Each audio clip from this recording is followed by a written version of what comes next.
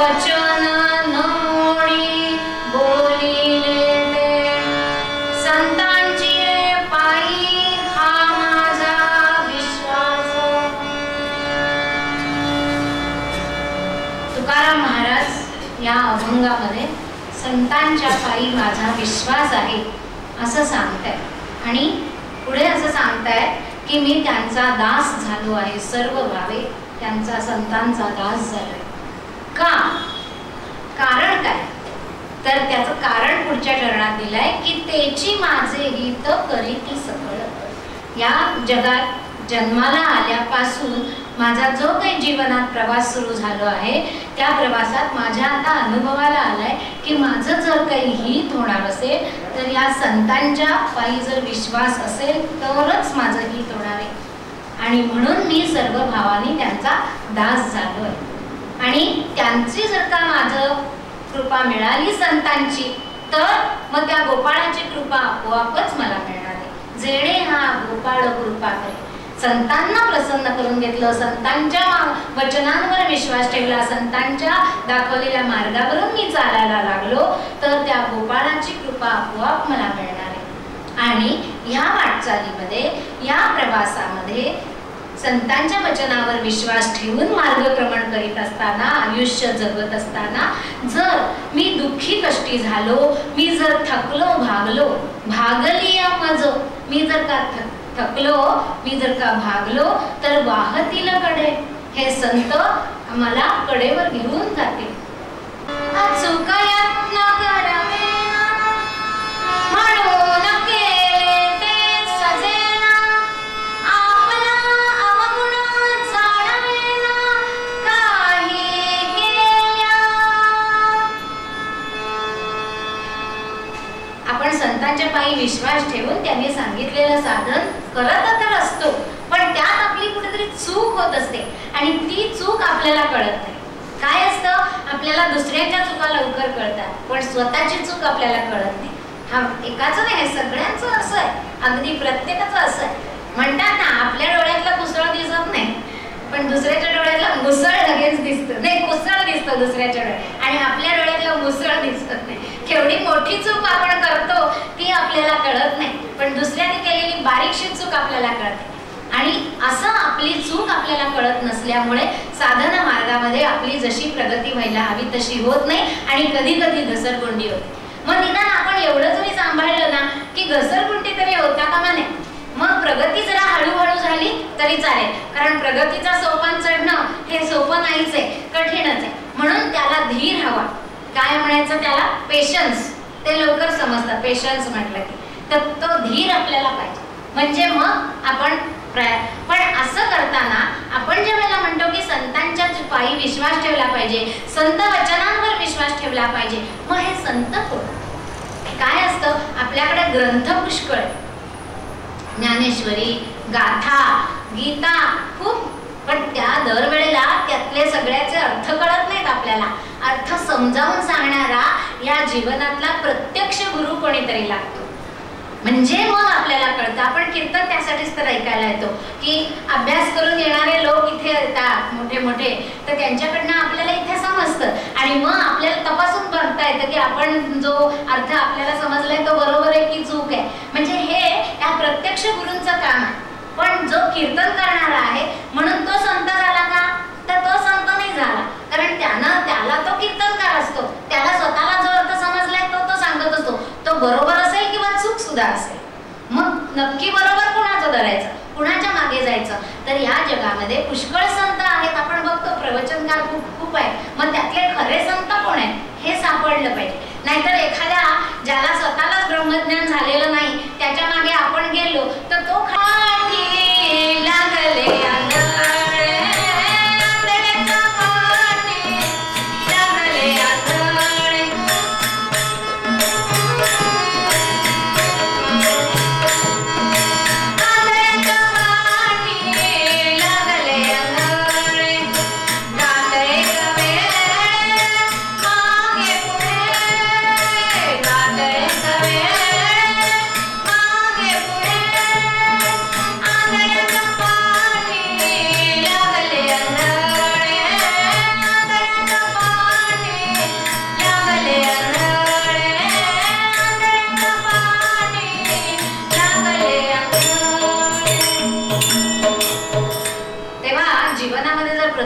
गुरु करायचा असेल तर तो तपासून घेतला पाहिजे की खरा संत आहे की नाही, हा खरा सद्गुरू म्हणण्याच्या योग्यतेचा आहे की नाही हे तपासून घेतलं पाहिजे. नाहीतर ज्याला स्वतःलाच नीट ज्ञान नाही त्याच्या मागे जर आपण गेलो तर कसं होतं.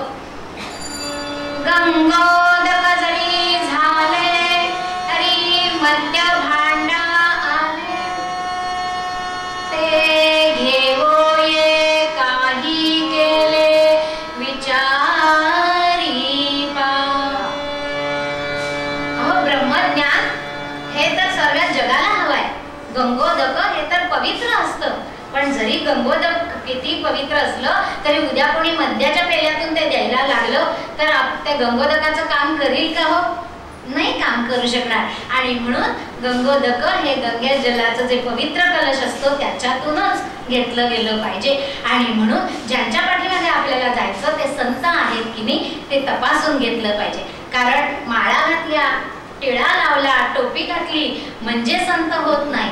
आडनाव गोसावी म्हणून खरे गोसावी होत नाही. आडनावाने ते संत होऊ शकत नाही. आडनाव संत आहे पण वृत्तीने संत आहेत का? नव्हती ते संत करिता कवित्र, करिता कवित्र. नव्हती ते संत करिता कवित्र, करिता कवित्र.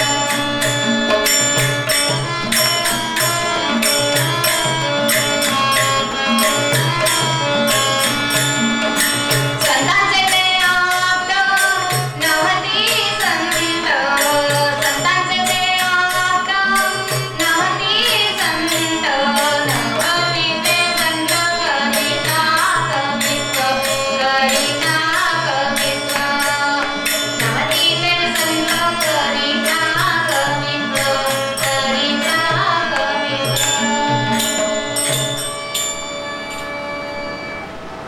संतत्व असं मिळत नाही, बाह्य वेशातून संतत्व मिळत नाही.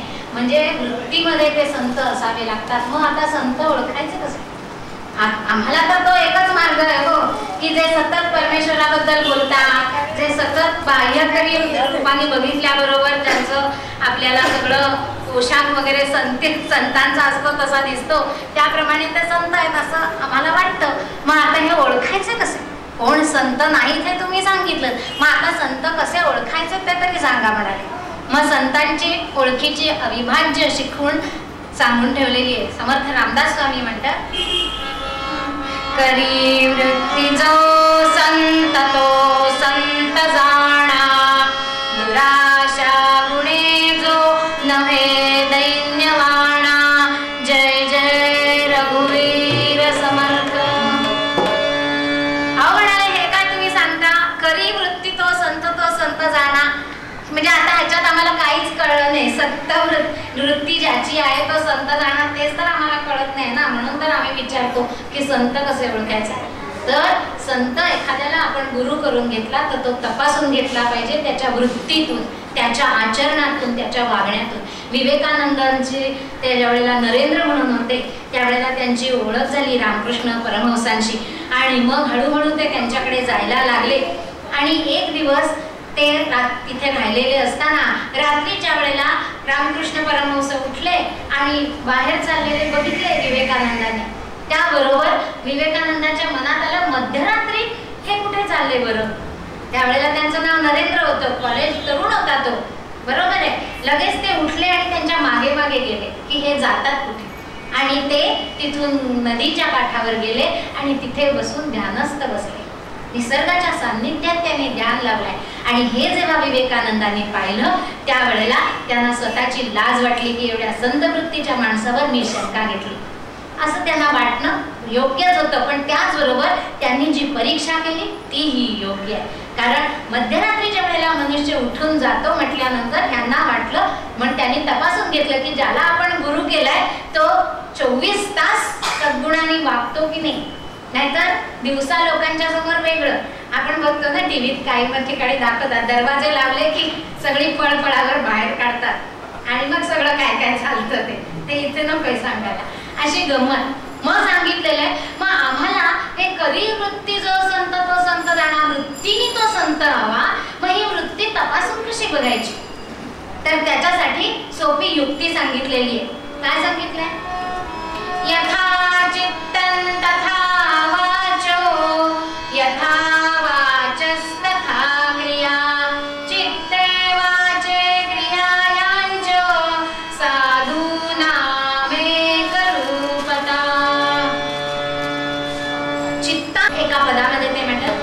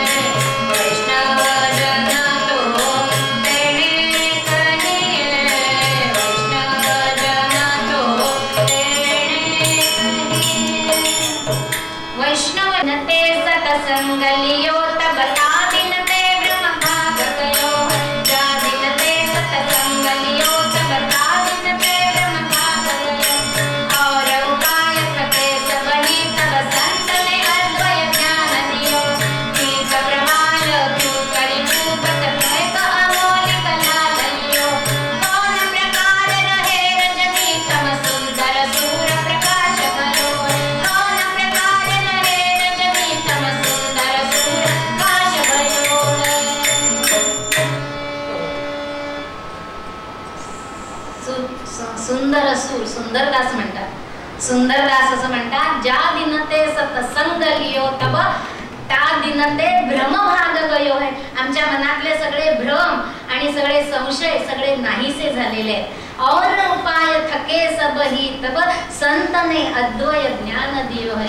मी सगळीकडे धावून धावून बघितलं, इकडे गेलो तर माझं हित होईल का, तिकडे गेलो तर माझं हित होईल का, आणि मग शेवटी मी दमलो, थकलो आणि मग संतांच्याकडे आलो. त्यावेळेला खरं ज्ञान काय आहे ते त्यांनी मला दिलं आणि माझे डोळे त्या दिवशी उघडले. आणि मग पूत प्रवाल क्यू करी चुबत एक अमोलिक लाल लियो है. जो गोपाळ आहे त्याची मला त्यांनी ओळख करून दिलेली आहे. मग त्याची ओळख एकदा झाल्यानंतर कौन प्रकार रहे रजनीतम. रजनीतम म्हणजे अंधार. माझ्या जीवनात जो आधी अंधार अंधार होता, जो काळोख काळोख होता, हे करू का ते करू, हे बरोबर आहे का ते बरोबर आहे, काय चूक आहे हेच मला कळत नव्हतं, ते सगळा अंधार नाहीसा झाला आणि माझा जीवन प्रकाशाने भरून गेलं असं सुंदरदास सांगतात. आणि म्हणून अशा संतांचा जर का आपल्याला मिळाला, सहवास मिळाला आणि त्यांच्या पायी जर का विश्वास ठेवला आणि त्यांनी जे बोललेले शब्द आहेत ते मी अत्यंत आवडीने घेईन आणि मी ते शिरोधार्य मानीन. आणि कारण तिथेच माझं सगळं हित आहे. तेची माझे हित करीती सकळ, जेणे हा गोपाळ कृपा करी. माझ्यावर गोपाळाची कृपा व्हावी म्हणून माझ्या जीवनामध्ये मी काय करावं याचं मार्गदर्शन संत मला देत असतात. तेव्हा अशा संतांची प्रत्यक्षात जीवनामध्ये प्रत्यक्ष भेट होईपर्यंत जे मोठे ग्रंथ आहेत, दासबोध असतील, गाथा असेल, ज्ञानेश्वरी, गीता याच ग्रंथांवरती विश्वास ठेवून त्या ग्रंथानुसार आपण आपलं आचरण चालू ठेवायचं आणि एक ना एक दिवस आपल्या जीवनात नक्की असा उगवेल की खऱ्या संतांची आपल्याला भेटी होईल आणि आपलं जीवन उजळून निघेल. आणि म्हणूनच तुकाराम महाराज पूर्वपदात सांगतात, संतांची पायी हा माझा विश्वास, संतांची पायी हा माझा विश्वास, संतांची पायी हा माझा विश्वास, सर्व भावदास गाल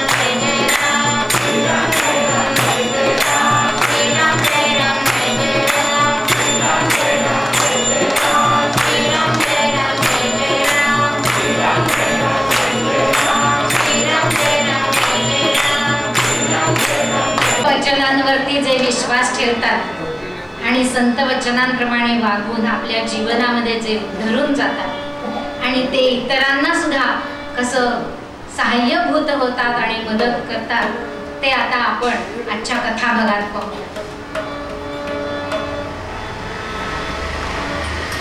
दक्षिणेतलं एक बिदर नावाचं संस्थान आहे. या बिदर संस्थानाचा साधारण आजपासून पूर्वी 600 वर्षापूर्वीची कथा आहे. आणि त्यावेळेला बिदर संस्थानामध्ये जे प्रांताधिकारी होते ते दामाजी पंत कुलकर्णी. आणि त्यांनी काय काम करावं, भगवत भक्त होते, घरामध्ये कुळामध्ये चालू आलेले होतं, वारी त्यांच्या नियमित होती आणि मंगळवेढा हे पंढरपुरापासून जवळच असल्यामुळे दर एकादशीला पंढरपूरचं विठोबांचं दर्शन कधीही चुकलेलं नाही. कितीही कामामध्ये व्यस्त असले तरी एकादशीला आवर्जून दर्शनाला जाणारच. आणि म्हणून एवढं स्वतःच्या कामामध्ये ते इतके व्यवस्थित काम करत असत. धोतर, त्याच्यावर बाराबंदी, त्याच्यावर पगडी असं त्यांचा वेश होता.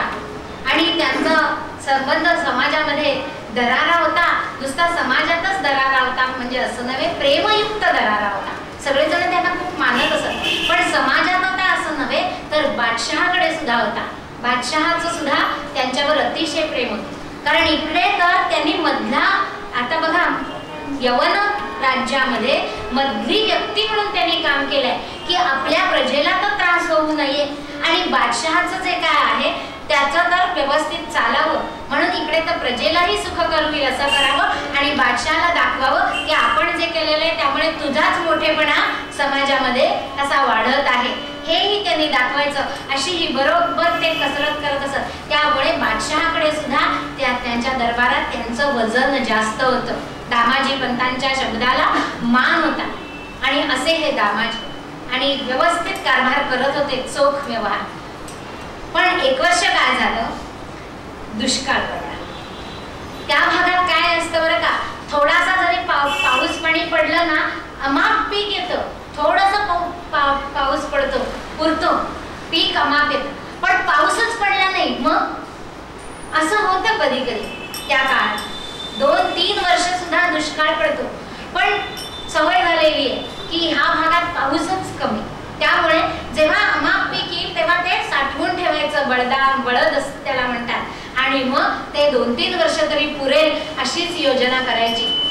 त्यामुळे हा जो शके 1397 म्हणजे साधारण 1466 इसवी सनाचा सुमार, या साली जेव्हा दुष्काळ पडला त्यानंतर 2-3 वर्ष गेली. कारण 2-3 वर्षापर्यंत त्यांची योजना होती. पण या वेळेला दुष्काळाचं रूप काहीतरी विचित्रच होतं.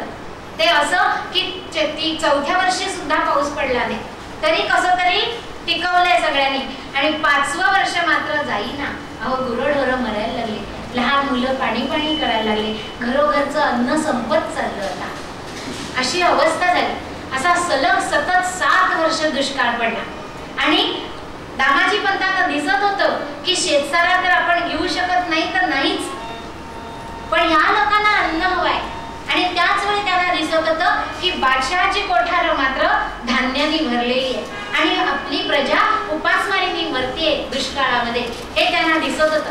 म्हणून त्यांनी काय केलं, आपला जो मुजुमदार होता हाताखालचा कृष्णाजी पंत, त्याच्या करवी एक पत्र दिलं बादशहाला की ही कसोटीची वेळ आहे. ह्या वेळेला जर आपण प्रजेचं पालन केलं नाही तर प्रजा अशी दुःखाने मरून जाईल आणि जेव्हा तुमच्यावर प्रसंग येईल, तुमच्या विरुद्ध उलटेल ना प्रजा, तेव्हा आता आपलं जर राखायचं असेल तर ह्यांना कोठार उघडून दिली पाहिजे. परंतु तो मुजुमदार हा कसा होता तुम्हाला माहितीये की एखाद्याचं जर वर्चस्व असेल ना ते सहन होत नाही. हा दामाजी इथून कधी हलतो आणि याच्या जागेवर मी कधी प्रांताधिकारी होतो याचीच तो वाट बघत होता. त्यानं काय केलं, ते पत्र बादशहापर्यंत पोहोचूच दिलं नाही. आणि इकडे यांना मात्र सांगितलं की हो हो मी पत्र देऊन आलो ना बादशहांना. आणि ते म्हणाले महिन्याभरात गाड्या पोचतील धान्याच्या. म्हणजे इथल्या कोठारांबद्दल तर काही बोलत नाही, बादशहा तिकडून धान्य पाठवणार आहे गाड्यांमध्ये भरून. असेल आता बादशहाला अधिकार आहे की इथली कोठार उघडून द्यायची का तिकडून धान्य पाठवायचा हा अधिकार कुणाचा आहे? बादशाहचा आहे. आणि इकडे लोकांना मात्र कळत नाही की काय चाललंय, की इकडे राज्यामध्ये एवढी उपासमार चालले. ते बिचारे जमले पंढरपुरात जमले आणि विठ्ठलाला विनवणी करतायत की आता तुझ्याशिवाय आमचा त्राता कोण आहे बाबा? तुझ्याकडे आम्ही येतो, मोठ्या विश्वासाने येतो. आता हे 7वं वर्ष की पाणी नाही, काय करायचं काय आम्ही? कालांतरी हा काल वर्तला, कालांतरी हा काल वर्तला, विपरीत बहु वाटले, विपरीत बहु वाटले, किती कजना अन्ना विण गांगले, किती कजना अन्ना विण गांगले.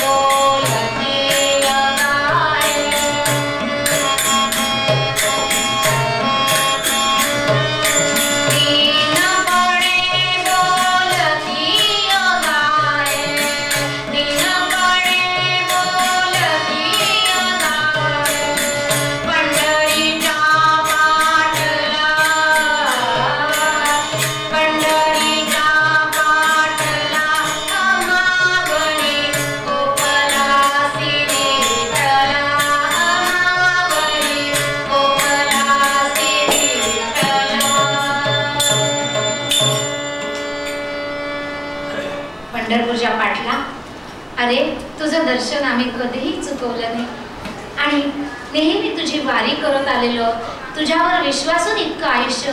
अरे आमचं काही नाही रे, आमच्या पोटात काही पडलं नाही, पण आमच्या लेकरा बाळांकडे नाही रे भगवत.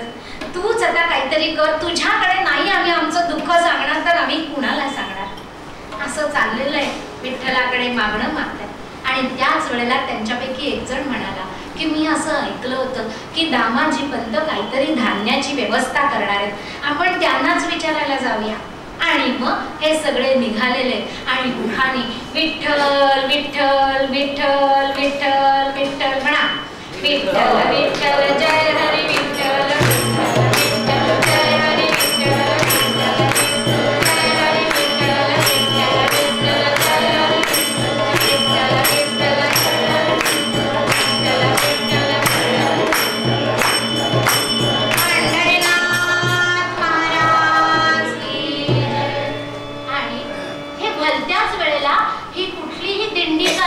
म्हणून गावागावातले लोक येत आहेत आणि हे लोक दामाजी पंतांकडे चाललेत म्हटल्याबरोबर ते पण यांच्या बरोबर सामील झाले.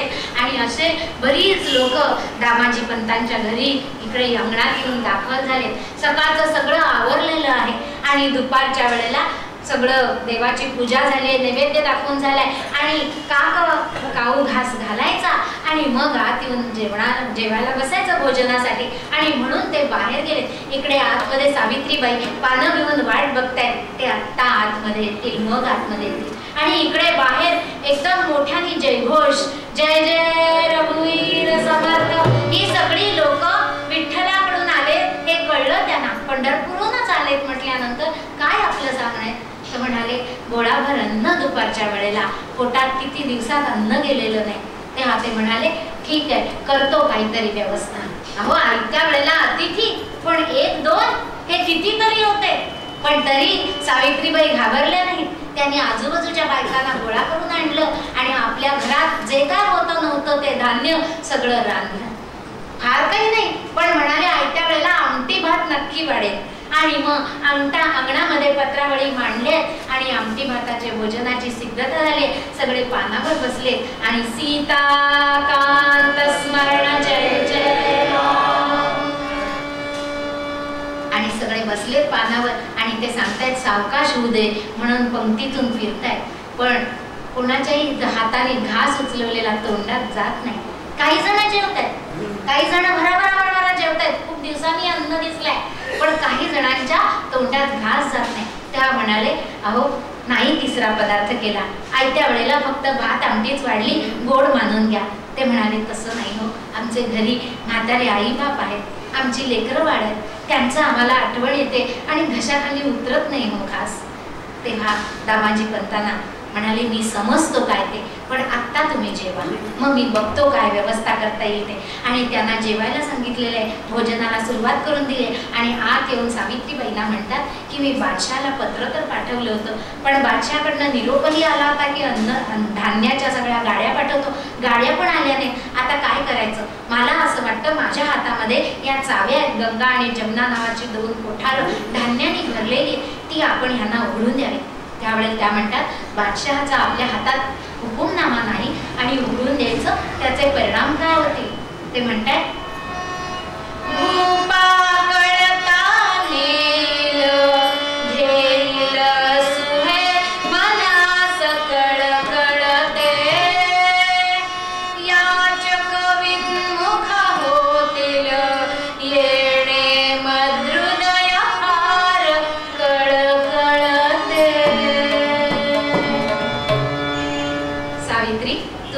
ते बरोबर आहे, बादशहाचा हुकुमनामा माझ्या हातात नाही, पण मला वाटतं की आत्ता याचकाला विनमुख पाठवण्यापेक्षा आत्ता आपल्याला जे योग्य दिसतंय ते करावं. आणि मग बादशाह काय येऊन जाऊन माझेच प्राण घेईन ना.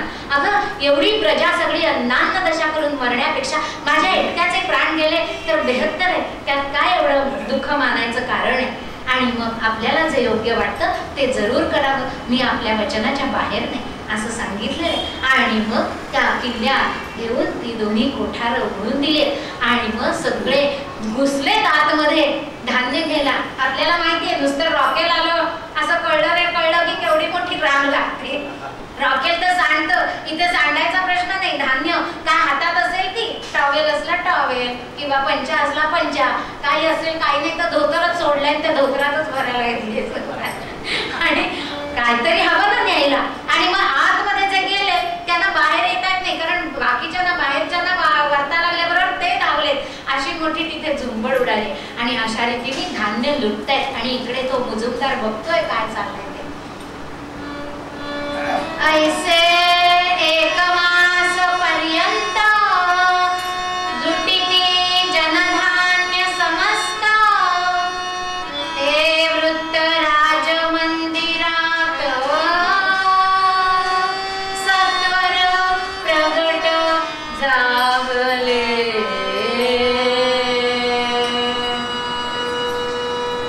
त्या मुजुमदाराने आपलं काम बरोबर केलं. त्याने लगेच खलिता लिहिला आणि पाठवून दिला की तुमच्या पश्चात इकडे काय चाललंय. पहिलं पत्र आपण बादशाला दिलंच नव्हतं, हे कुणालाही सांगितलं नाही, गुपचूप फाडून जाळून टाकलेलं आहे. आणि इकडे दरबारामध्ये ते पोचलेलं आहे. मुजुमदार होता कानडा ब्राह्मण, मुजुमदार होता कानडा ब्राह्मण, फिर्याद लिहून पाठवली, फिर्याद लिहून पाठवली. आपुले भंडारे जनासी लुटली, आपुले भंडारे जनासी लुटली. धावले गेली कीर्ती थोर, धावले गेली कीर्ती थोर. मुजुमदार होता कानडा ब्राह्मण, मुजुमदार होता कानडा ब्राह्मण. आणि तो खलिता बादशहाचा जो वजीर होता त्यानं लपवायचा प्रयत्न केला, कारण तो दामाजी पंतांना ओळखत होता. बादशहाच्या विरुद्ध जाऊन दामाजी पंत काहीही करणार नाही आणि दामाजी पंत करतील ते योग्यच असेल, त्याच्यामुळे बादशहाची जगामध्ये कीर्तीच वाढेल याची खात्री असल्यामुळे वजिराने ते लपवायचा प्रयत्न केला. परंतु बादशहाच्या नजरेत आलं हे काहीतरी लपवाछपवी झाले, म्हणून म्हणाले की वजीर रजा क्या है, खत है, चलो पढो. तिथल्या तिथे विचारायला सांगितले, त्यांना वाचायला सांगितलंय. ते म्हणतात थांबा आपण नंतर वाचूया ना. नाही म्हणाले आत्ताच वाचा, कारण या वेळचं पत्र द्यायला हा कानडा ब्राह्मण जो आहे ना कृष्णाजी पंत मुजुमदार, तो स्वतः जातीने आलाय. त्याला बघायचंय ना बादशाह कसा भडकतो दामाजी पंतांवर. त्यात पण एक आनंद असतो, दामाजी पंतांवर बादशाह भडकला. आणि मग ते पत्र काढून वाचलेले. गया पंत जबरदस्त गया पंत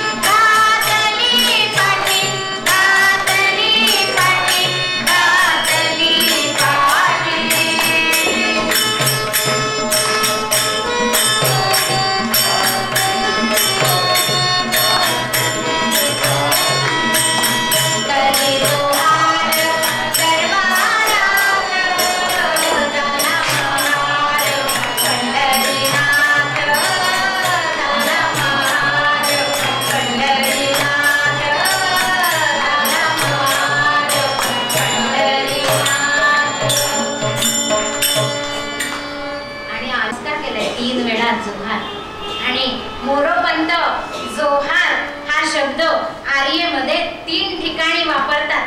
कसा वापरतात? जो आर 3 अक्षर.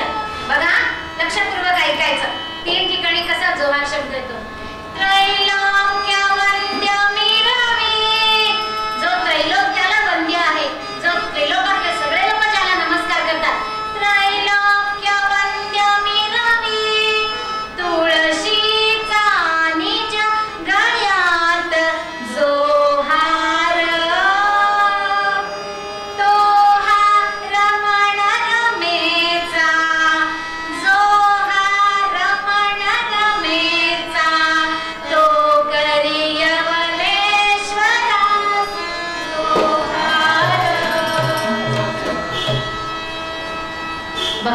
देव काय करत नाही आणि आम्ही कशाला खंत बाळगायची किंवा दुःखी कष्टी कशाला व्हायचं. एवढा देव भक्तासाठी असतो येऊन दाबणार. आणि मग विचारलं क्या है, तर म्हणे जे धान्य लुटवलं त्या धान्याचे पैसे गोळा करून माझ्याबरोबर पाठवले. हा कहा है, म्हणजे त्याचं खूप धन येणार आणि हा तर फाटकाच दिसतो का, ह्याच्याजवळ दिसत नाही. असं म्हटल्याबरोबर बरोबरचे हे काय गाली धन्याची काही नाही ते गुन्हेगारी, धन्याची काही नाही ते.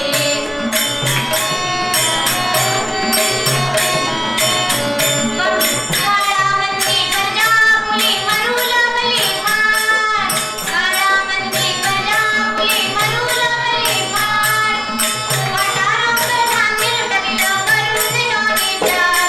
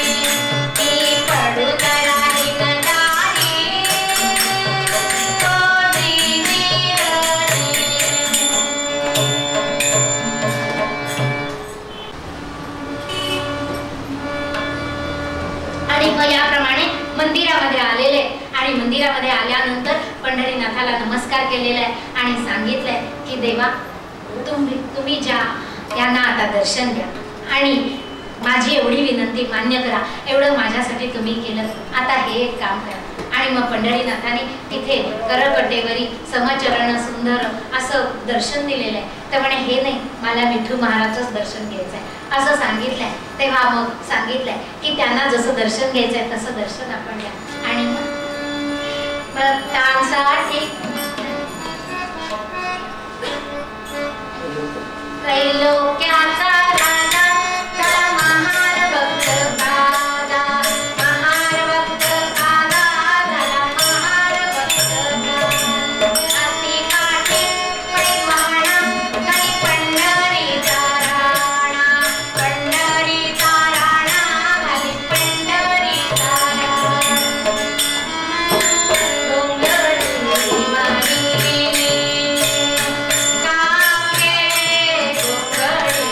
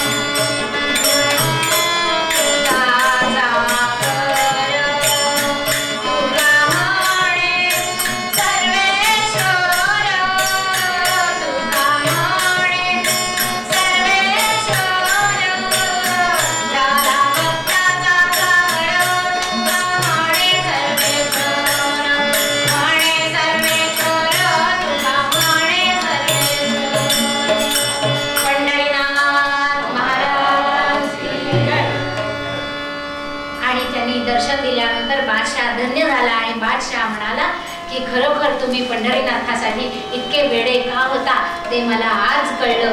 खरोखर तुमच्या देव तुमच्यासाठी काय काय करतो हे मला कळलेलं. आणि म्हणूनच संतांच्या वचनांवर जे विश्वास ठेवतात ते स्वतः तर जीवनातून उद्धरून जातात आणि आपल्या बरोबर जगाचं ते कल्याण करत असतात आणि असे संत पदवीला ते जाऊन पोचतात.